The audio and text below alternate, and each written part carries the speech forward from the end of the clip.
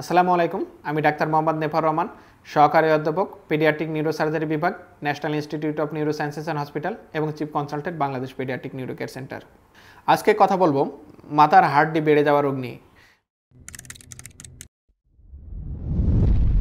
অনেক সময় দেখা যায় যে মাথার বিভিন্ন জায়গায় হাড্ডি বেড়ে গেছে, দেখা যায় এখানে হাড্ডি বেড়ে গেছে, এখানে হাড্ডি বেড়ে গেছে, অথবা এখানে হাড্ডি বেড়ে গেছে। হাড্ডি বেড়ে গিয়ে মাথার অ্যাবনর্মাল একটা অস্বাভাবিক একটা শেপ আকৃতি ধারণ করে। এসব রোগ নিয়ে কথা বলবো। এই রোগকে কী রোগ বলা হয়? সাধারণত এই রোগকে ফাইব্রাস ডিসপ্লাসিয়া রোগ বলা হয়। ফাইব্রাস ডিসপ্লাসিয়াতে আমাদের মাথার যে নর্মাল হাড্ডি আছে, ব্রেনকে ঢেকে রাখার জন্য প্রত্যেকের মাথায় আমাদের নর্মাল যে হাড় আছে, সেই নর্মাল হাড়টা যখন অ্যাবনর্মাল হাড় দ্বারা প্রতিস্থাপন হয়, তখন অ্যাবনর্মাল হাড়টা ফুলে যায়। কোনো কারণে নর্মাল হাড়টা যদি অ্যাবনর্মাল হাড় দিয়ে প্রতিস্থাপিত হয়, সেই হাড়টা ফুলে যাবে এবং অনেক দুর্বল, ভঙ্গুর হয়। এই ভঙ্গুর হওয়ার কারণে দেখা যাচ্ছে বিভিন্ন উপসর্গ নিয়ে আমাদের কাছে আসে। দেখা যাচ্ছে মাথার একদিকে ফুলে গেছে, অ্যাবনর্মাল অস্বাভাবিক আকৃতি হয়েছে। কোনো কারণে এই হাড্ডিটা যদি চোখের পিছনে যদি হাড্ডিটা ফুলে যাওয়া হয়, দেখা যাচ্ছে চোখটা আস্তে আস্তে বাইরে বের হয়ে আসতেছে। অথবা সেটা যদি দেখা যাচ্ছে ব্রেনের উপরে, ব্রেনের যে আবরণ, সেই আবরণের উপর চাপ দিচ্ছে, তখন দেখা যাচ্ছে মাথা ব্যথা করছে। এসব বিভিন্ন উপসর্গ নিয়ে আমাদের কাছে আসে ফাইব্রাস ডিসপ্লাসিয়া রোগের রোগী।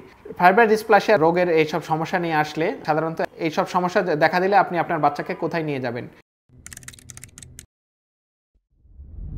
ফাইব্রাস ডিসপ্লাসিয়া রোগের এইসব সমস্যা যদি দেখা দেয়, আপনি আপনার বাচ্চাকে একজন পেডিয়াট্রিক নিউরোসার্জনের কাছে নিয়ে যাবেন। কারণ পেডিয়াট্রিক নিউরোসার্জন এই বিষয়ে দক্ষ, অভিজ্ঞ এবং সমসাময়িক জ্ঞানের অধিকারী, এবং এই বিষয়ে ওনার দক্ষতাকে সর্বোচ্চ বলে ধরে নেওয়া হয়। এখন ফাইব্রাস ডিসপ্লাসিয়া যে রোগ হয়েছে, এটা আমরা কিভাবে বুঝবো এবং কতটুকু হাড্ডি ইনভলভ হয়েছে, এটা আমরা কিভাবে বুঝবো? এটা বোঝার জন্য আমরা সাধারণত একটা পরীক্ষা করে থাকি, সিটি স্ক্যান। মাথার সিটি স্ক্যানটা করলে আমরা বুঝতে পারি যে তার কতটুকু হাড্ডি বা কতটুকু হাড় ফাইব্রাস ডিসপ্লাসিয়া রোগ দ্বারা আক্রান্ত হয়েছে, এবং এই সিটি স্ক্যান দ্বারা আমরা আমাদের অপারেশনের যে প্ল্যান, সেটাও নির্ধারণ করতে পারি। এখন ফাইব্রাস ডিসপ্লাসিয়া রোগের চিকিৎসা সেবা কী?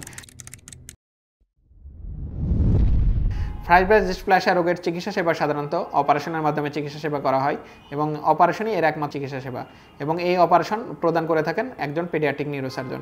এখন ফাইব্রাস ডিসপ্লাসিয়া রোগের যদি আপনি কোনো কারণে চিকিৎসা না করান, সেক্ষেত্রে কী হতে পারে? ফাইব্রাস ডিসপ্লাসিয়া রোগের কোনো কারণে যদি আপনি চিকিৎসা না করান, মাথার আকৃতিটা অস্বাভাবিক আকৃতি থেকে যাবে, দেখতে একটু খারাপ লাগবে। কসমেটিক পারপাসে অনেক সময় চিকিৎসা করাতে হয়। আরেকটি যে কারণ, এই টিউমারটা সাধারণত কখনো ক্যান্সার হয় না, কিন্তু কিছু কিছু গবেষণায় দেখা গেছে 2% ক্ষেত্রে অনেক সময় এটা ক্যান্সারে রূপান্তরিত হতে পারে।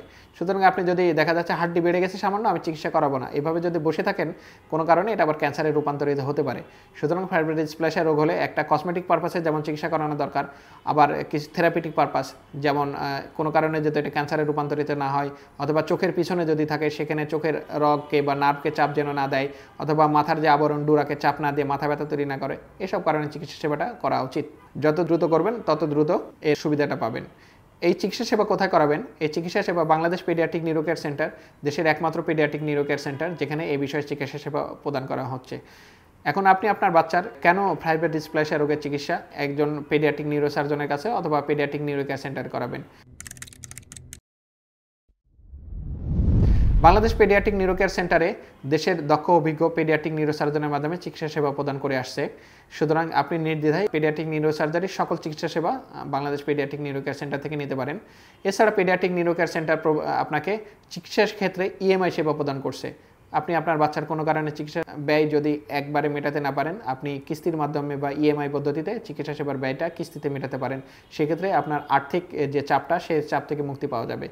এছাড়া ফাইব্রাস ডিসপ্লাসিয়া রোগের চিকিৎসা করালেন, চিকিৎসা পরবর্তীতে কোনো সমস্যা হলো, সে বিষয়ে আজীবন পরামর্শ সেবা আপনি যদি পেতে চান, সে ফ্রি পরামর্শ সেবা প্রদান করছে Bangladesh paediatric neuro care centre. সুতরাং এইসব বিভিন্ন সুবিধার কারণে আপনি আপনার বাচ্চার চিকিৎসা সেবা Bangladesh paediatric neuro care centre থেকে নিতে পারেন। ভালো থাকুক আপনার বাচ্চা, সুস্থ থাকুক আপনার বাচ্চা, সুচিকিৎসায় সুন্দর আগামী, এই প্রত্যয়ে বাংলাদেশ পেডিয়াট্রিক নিউরো কেয়ার সেন্টারের পথ চলা। ধন্যবাদ।